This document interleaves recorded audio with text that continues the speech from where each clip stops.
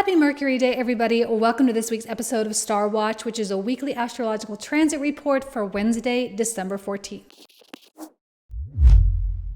Welcome back to the channel, everyone. For those of you who are new here, my name is Jane. I am super excited to have everyone here. Now, this week is kind of an interesting week. I think, there's just kind of not a lot happening astrologically, with the exception of with Jupiter moving into Aries, which is happening on the 20th, okay? But that's really the only thing that's massive that's going on. We're preparing for a new moon in Capricorn, but that's happening next week. Chiron goes direct also next week. Both those things are happening on the 23rd. So we're kind of maybe feeling the effects of those movements, like the preemptive effects, which probably is going to be a little bit more prominent this week than it is next week. But let's focus first on the fact that Jupiter is coming into Aries. Now, I want to skip forward just a couple of days here as we see Jupiter coming into Aries. Right now, he's actually really strong. We can see him scoring at a +7. Saturn is still pretty strong, okay? He's been strong for a really, really long time. He's in rulership, we get it. Okay, Saturn is the king of the sky right now. Jupiter is definitely doing better now that he's been in rulership. So I do think we're feeling a lot of that more optimistic quality. We're feeling more limitless in our potential and what we could do and what we could make of things. But when he comes into Aries, he does fall a little bit in strength. Not too much, but he moves down to a +2 to where he's just kind of doing okay. Once he moves in, this is not going to be about the dreaming, okay? When Jupiter is in Pisces, it's so much easier to visualize and do a lot of those projections and, self-concept work and who we really want to be and what do we want 2023 to be about. But when he moves into Aries, it's more about action. Okay, so this is really important this week. If you do not have a concept of what you ultimately want to achieve through 2023. Now, you can do New Year's resolutions. You don't have to. I typically do mine like when the sun is in Scorpio conjunct my natal moon, or on my birthday, or at the beginning of Aries season. That's just my own personal preference. But Capricorn season is still a very important cardinal season. And there's a lot of initiation that can happen here. And it's kind of like, when we are planning our garden for the next year, it's really important to plant certain bulbs before that first freeze. Now, some of you, I know, may have already froze already. I'm just speaking metaphorically. All right, so before that freeze really happens, before we hit the sun moving into Saturn-ruled Capricorn, where Saturn still king, right? He's still going to be king. And when he rules the sun, he's going to be even that much more powerful. We move into that very cold season of Capricorn, but certain things require to be planted. It requires planting right now. So take this time this week before the 20th, between the 14th and the 19th, to allow yourself to think about your future. And I would recommend not just only focusing on the upcoming year, because we're preparing for the Pluto in Aquarius transit, which is a 20-year period of time. I honestly would think about how you see yourself in 20 years. Now, that vision may change, that concept may change, and that's fine. But if from this perspective right here, right now, you can have some kind of a clear vision, I would put that down on paper. I don't know that I would create a vision board and put it up on your wall. I don't know that that's going to be the best idea. Sometimes when we're looking at, the $25 million, $250 million yachts, and we're looking at the $2 million weddings, and we're looking at all those kinds of things, sometimes it can actually have an opposite effect where we feel like that gap is so huge. So I wouldn't make a 20-year vision board. I'd maybe do, if you're going to do the vision board thing, just 6 months, where you see yourself in 6 months, where you see yourself in a year, because those things feel more attainable. But in your mind, you can align that 1-year vision with the 20-year vision. Jupiter in Pisces is going to be so good for that. So if you haven't already, now is a good time before the sun comes into Capricorn and Jupiter comes into Aries. Because when the sun comes into Capricorn and Jupiter is in Aries, both of these things, it's like, put your money where your mouth is, go do the work now. Aries is action oriented. We have to be in the battlefield here, okay? Remember, Aries domicile, Mars domicile, it's volcanic, it's red, it is a lot of war. It's a kind of a violent place. Now, I'm not saying Aries people, okay? This is a Mars domicile. This is the archetype. So there's this element of of action and competitiveness and going out there and trying to win. But I don't think it's like winning for the sake of winning. It's winning because you can't bear the thought of losing. Okay. And when I say that, I don't mean that to be discouraging. And I don't mean to say failure is bad. Failure is not bad. The only way you lose is if you don't try. The only way you lose is if you don't put yourself out there, if you don't expand, if you don't push yourself. If you don't do those things, you're losing out on life. You're losing out on what your soul is really craving. Because Aries is so much about the self, there is an incredibly spiritual component here. The self in concept is like the most spiritual thing. Okay, so the self is wanting to expand. And if you don't allow it and you just sit on the couch watching Netflix doing nothing, that is where extreme unhappiness comes from. Depression, anxiety, a lot of chronic illness, because it just kind of builds up. And all this Jupiter energy that wants to go way huge with stuff is just contained in this little thing, and then it's going to explode later on in a not so great way. So we have to truly embrace this, put our body and our minds in alignment and actually start really doing these things. Okay? Now, this is all coupled with the fact that Chiron is starting to slow down. Okay, Chiron stations direct on the 23rd, which is the exact same day as the new moon in Capricorn. Building up to this, Chiron is a challenging planet. I know I struggle with Chiron energy a lot. It brings a lot of stuff up, like imposter syndrome, a lot of childhood wounding, a lot of insecurities, a lot of that kind of stuff. And as he stations direct, though, yes, that stuff may surface, but he gives us the opportunity to do it anyway.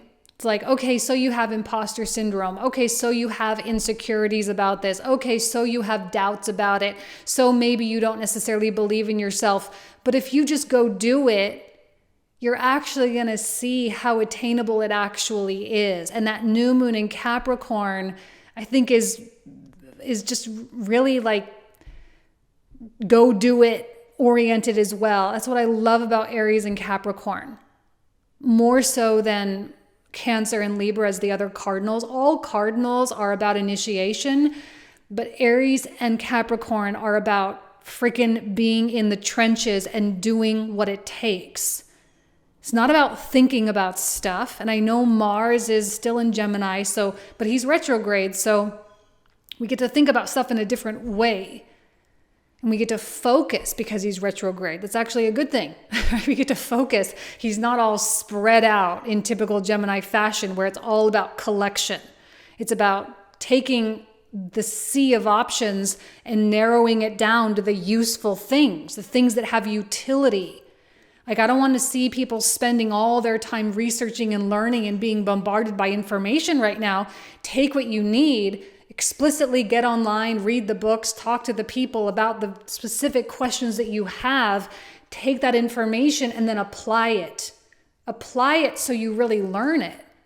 So So it absorbs into your bones, so then it becomes wisdom and you become wise. And when you become wise, you tend to put yourself in situations where you have more to share, and the more you share, the more you receive.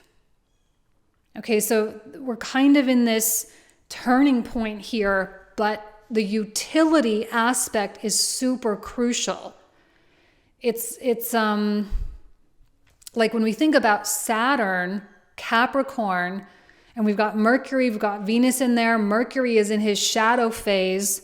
So there's a lot of like using your mind properly. It's kind of like, Saturn is like the laborer in the field.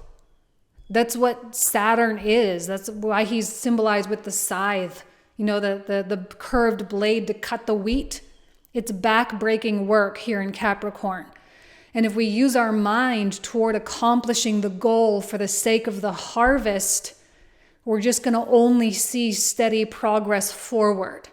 That's it. That's the only option. Steady progress forward. There is no fluctuation. You know how that is.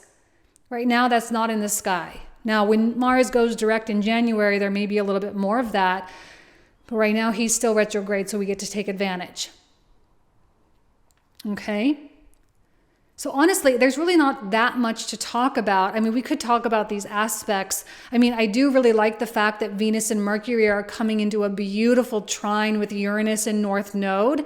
This still Uranus North Node conjunction, which has been happening since August, really opening up the gate of possibility and the gate of change and evolution for us, and taking ourselves and our lives and our livelihood and our financial situation to the next level. There actually is a lot in the sky about money, Capricorn being very much about resources, and Taurus being very much about the financial aspects of the world. So resources, financial resources make sense. So if we're thinking about our financial life and we're thinking about getting more money so we can accomplish greater things, chances are you are in a beautiful alignment to be asking yourself these types of questions. How can I get more money? Well, Mars in Gemini says, well, get online and type in your questions and get some information, but then do it. Don't just keep researching. Take something good and something proven to work. Take the wisdom from someone else, put it into practice, play with it, make the mistakes, and get the successes, which you ultimately will if you're doing it right, okay? And then you'll start to see that increase that you're hopefully wanting to see. A lot of people getting really fed up with themselves in a lot of ways. I think Pluto coming into these last degrees, I mean, this is not a this week thing. This is just kind of like right now type of thing. We've realized that our desire, Pluto, for control, Capricorn, our intense desire for control actually works against itself.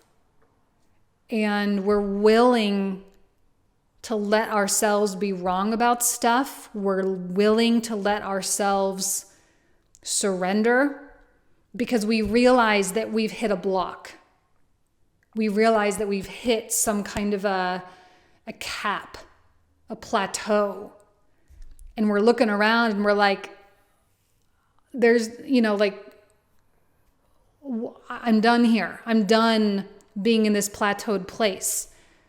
Jupiter in Aries is like, yeah, we're freaking done. Let's freaking go to the next one. Okay, let's go to the next place. Let's keep climbing up this mountain. You've had enough of a break here, and you may have trying to convince yourself that you're at the top of the mountain here, but you're not. This isn't it. This isn't the whole of everything. And Jupiter is going to prove it to you over the next 5 months. But there's a lot of utility coming through. And with Chiron going direct, we're going to have that exposure of those pains and those wounds so that we can act anyway.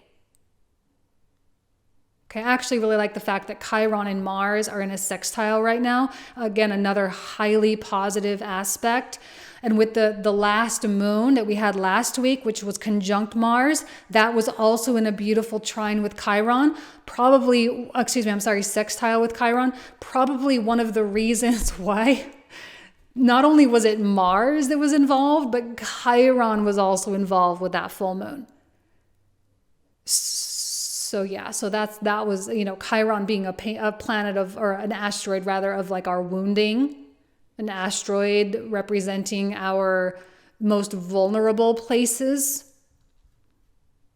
He added fuel to the fire there, but it is all for the sake of ultimate healing. Okay, so the very thing that you are feeling is actually the key to your success. If you're feeling uncomfortable with your finances, then you have to lean into the pain and suffering of not having money, right? You have to lean into that and leverage that and use it as motivation to go get more.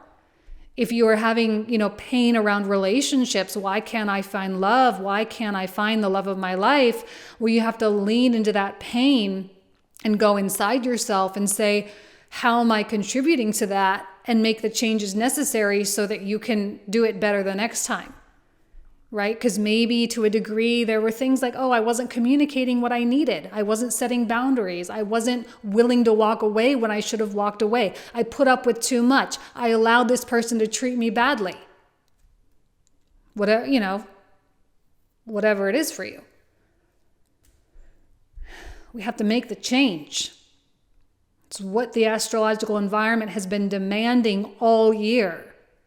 And it takes time for us to change. It doesn't always happen like that. It happens over the course of time, everything kind of layer after layer after layer, and we come higher and higher into understanding, just simply one step at a time. And as we come into those higher degrees of understanding slowly, it creates space, and it gives or affords us that opportunity to evolve slowly and somewhat comfortably, although also somewhat uncomfortably. It's a little bit of balance of both, comfort versus discomfort. We have to kind of keep pushing that boundary a little bit until we kind of find that secret sauce, or we find that secret formula that works best for us. Okay? I'm going to keep it short and sweet this week. You guys know I love you. Have an amazing week. And I'll see you on Friday for the love reads.